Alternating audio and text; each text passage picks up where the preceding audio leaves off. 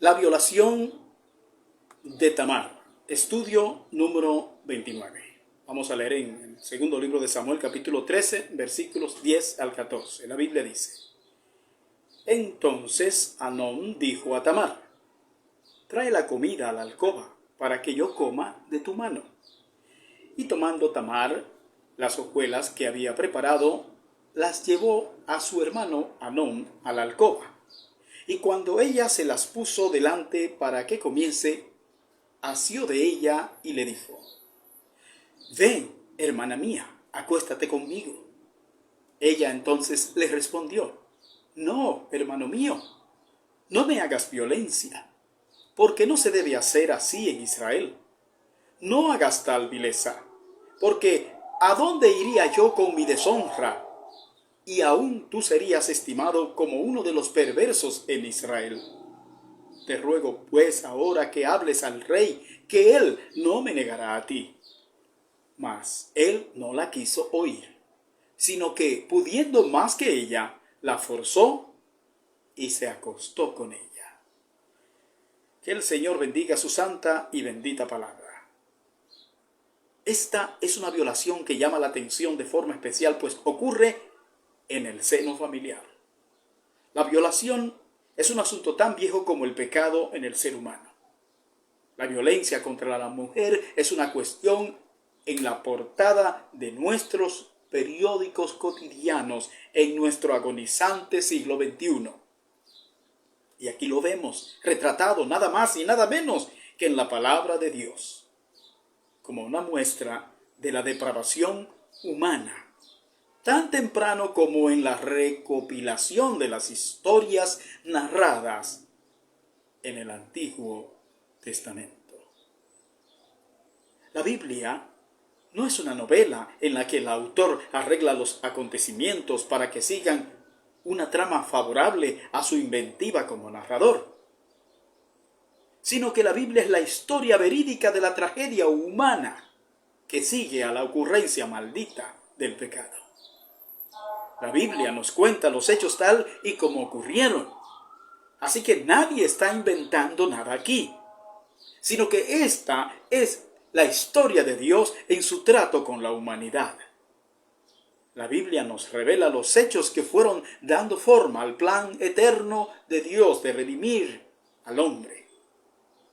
Esta redención divina ha de ocurrir por encima de la terquedad humana y a pesar de ella. Vamos a ver el desarrollo de este drama. En primer lugar, veamos al victimario, un hermano violador. Amnón es un ser humano machista, de alguna forma apoyado por su padre David, que muchas veces mostró cierto favoritismo en sus afectos paternales hacia sus hijos varones, como es el caso de su hijo Absalón.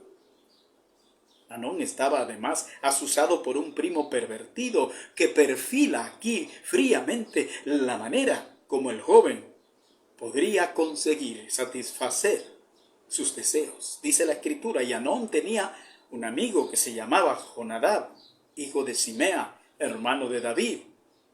Y Jonadab era hombre muy astuto.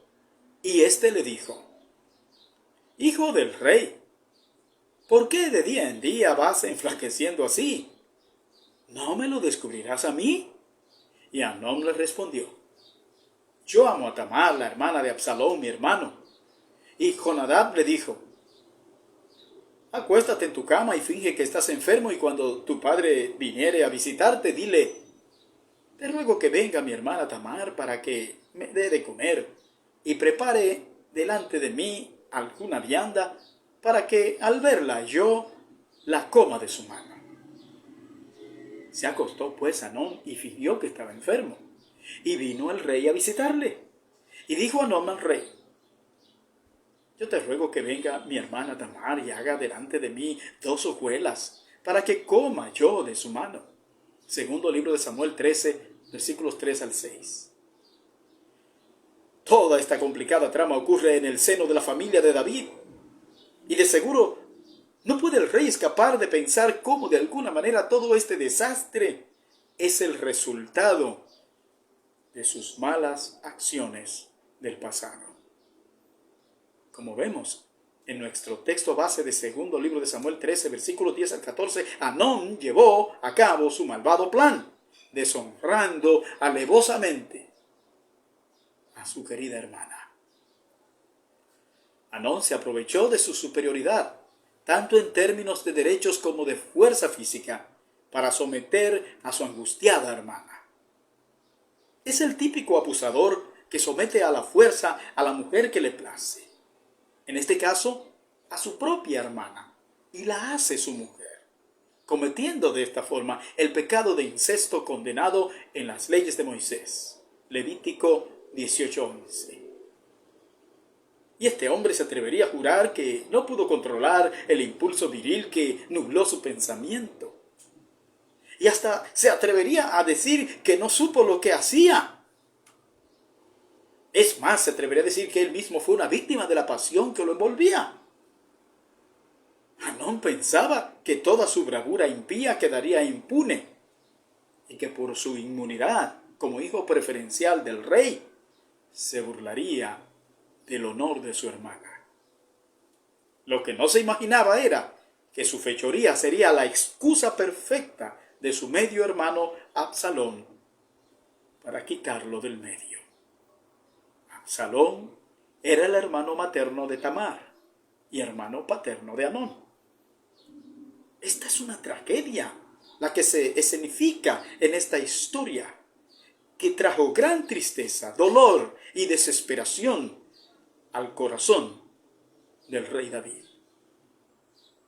Y como si el gran mal causado a su hermana fuera poco, Amnón agrega a su lista fatal el aborrecimiento, pues la Biblia dice que con el mismo ímpetu con que él antes deseaba a su hermana, con ese mismo ímpetu ahora la desprecia.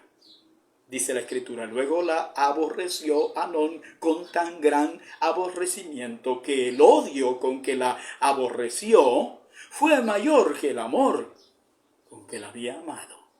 Y le dijo a Amnón, levántate y vete. Segundo libro de Samuel 13:15. Lo de Amnón era solo lujuria. No había ni una pizca de amor en su corazón. Y todavía estando ya ultrajada, Tamar busca la reconciliación para salvar a su honor y el de su familia. Quizás se habría quedado entre ellos lo que había ocurrido. Pero Amnón no oye, ni ve, ni entiende, y decide arrojar a Tamar a la calle como una cosa inservible. Dice la Escritura, y ella le respondió, no hay razón. Mayor mal es este de arrojarme que el que me has hecho. Mas él no la quiso oír, sino que llamando a su criado que le servía, le dijo, échame a esta fuera de aquí y cierra tras ella la puerta. Segundo libro de Samuel 13, versículos 16 y 17. Este es un panorama desgarrador que forma parte de nuestras historias urbanas en las más famosas ciudades del mundo, como Nueva York, por ejemplo, donde la unidad de víctimas especiales enfrenta cada día la violencia sin sentido contra la mujer. Y en los tribunales vemos cómo la ley es insuficiente para sancionar debidamente este grave mal. Pero peor aún, pese a todos los esfuerzos por proteger muchas veces a las mujeres ante amenazas inminentes, el agresor termina satisfaciendo sus instintos. Y no hay límite para el abusador, no importa la edad de la víctima, pues en su estado desenfrenado no existen restricciones. Y yo le pregunto, ¿qué piensa usted que merece una acción de esa naturaleza? En segundo lugar, vamos a ver la víctima, una hermana hermosa. Tamar es la hermanastra guapa que despertó la lascivia de un medio hermano perverso. Esta condición de mujer hermosa que tenía Tamar sigue siendo muchas veces una excusa para el machismo de muchos violadores en todos los tiempos. Tamar se halla expuesta en medio de todos estos hombres de su propia familia, para los cuales ella es lamentablemente un simple objeto. En primer lugar, se halla desprotegida de su propio padre, que conocía más que nadie las debilidades masculinas de su atrevido hijo. David se comporta con una ingenuidad pasmosa, ya que ordena a su tierna hija que acuda a satisfacer el deseo de su hermano mayor, que el padre sabía que no era un dechado de virtudes. Qué poco tacto muestra el padre. En la historia vemos que la actitud de David al enterarse de lo que su hijo había hecho con su hermana muestra una debilidad cuestionable ante un hecho tan vergonzoso. La Biblia nos dice lo siguiente: y luego que el rey David oyó todo esto, se enojó mucho. Segundo libro de Samuel 13:21. Fíjese, se enojó, pero no hizo nada. Vemos que el rey muestra mucha frustración y dolor por la muerte del violador Amnón, pero muy poca pena por la desgracia de su hija violada. Segundo libro de Samuel 13:36. El padre pudo exigir al hijo violador que se casara con su medio hermana, como lo exigía la ley de Moisés en Éxodo 22, 16 y 17 y Deuteronomio 22, versículos 28 y 29, ya que Tamar, por haber perdido su virginidad, tenía ahora muchísimo menos probabilidades de casarse. Qué poco valor parece tener la dignidad femenina en ese contexto familiar machista. En segundo lugar, encontramos a Tamar en el medio de un primo satánico, sobrino de David, que se hace cómplice de Amnón, buscando congraciarse con su primo, el cual era el seguro sucesor del rey David. Este es un hombre malvado que juega un doble papel en esta trama. Pues cuando le llega el falso rumor a David de que Absalón ha matado a todos sus hermanos, como él era conocedor de todos los detalles, porque es parte interesado del maléfico plan, busca tranquilizar al rey informándole lo que en verdad ha ocurrido. Dice la escritura: pero Jonadab, hijo de Simea, hermano de David, habló y dijo: no diga mi señor que han dado muerte a todos los jóvenes hijos del rey, pues solo Amnón ha sido muerto, porque por mandato de Absalón esto había sido determinado desde el día en que Amnón forzó a Tamar, su hermana. Por tanto, ahora no ponga mi señor el rey en su corazón ese rumor que dice: todos los hijos del rey han sido muertos, porque solo Amnón ha sido muerto. Segundo libro de Samuel 13, versículos 32 y 33. Jonadab es un maléfico personaje incrustado en la familia real. Con amigos así, no se necesita enemigos. Tiene este hombre un interés mezquino que no mide consecuencia alguna. David tiene que haberse acordado en este punto de la sentencia divina en contra de su familia por el odioso homicidio contra Urías. Por lo cual, dice la escritura, por lo cual ahora no se apartará jamás de tu casa la espada. Segundo libro de Samuel 12:10. Y finalmente, encontramos a Tamar como una ficha clave en las pretensiones de su hermano Absalón, quien aparentemente es el único que muestra una genuina preocupación por el bienestar e integridad de su hermana. Sin embargo, los hechos en la historia que se narra aquí nos muestran que solo sacó provecho particular del ultraje de su hermana. La pobre muchacha trata de salvarse de la vileza de su hermano, buscando razonar con él sobre lo engorroso y deshonroso que resultaría para él y para toda la familia que su maldad se hiciera pública. Pero ni aun el atinado consejo de la hermana, que era como un grito desesperado de auxilio, logra detener el salvajismo de Amnón. Dice la escritura: mas él no la quiso oír, sino que pudiendo más que ella, la forzó y se acostó con ella. Segundo libro de Samuel 13:14. Tamar entonces deshecha y con su alma llena de amargura, hace pública la vileza de la que fue víctima. Enterándose su hermano materno Absalón de lo que le ocurrió. Dice la escritura, entonces Tamar tomó ceniza y la esparció sobre su cabeza y rasgó la ropa de colores de que estaba vestida. Y puesta su mano sobre su cabeza, se fue gritando. Y le dijo su hermano Absalón, ¿ha estado contigo tu hermano Amnón? Pues calla ahora, hermana mía, tu hermano es. No se angustie tu corazón por esto. Y se quedó Tamar desconsolada en casa de Absalón, su hermano. Segundo libro de Samuel 13, 19 y 20. La justicia humana debe poner atención permanente ante este tipo de violencia contra la mujer. Cuando la justicia no funciona adecuadamente frente a este tipo de crímenes, entonces propicia la venganza, que es un grave mal que genera caos y anarquía en cualquier sociedad. Finalmente, vamos a ver al vengador, un hermano violento. Absalón era un hombre violento por naturaleza. Era el hermano protector natural de su hermana Tamar, el cual ve en sus acciones violentas el modo no solo de resarcir a su manera personal el daño contra su linda hermana, sino también la oportunidad de eliminar a su propio hermano, quien era su rival natural en el trono de la dinastía davídica.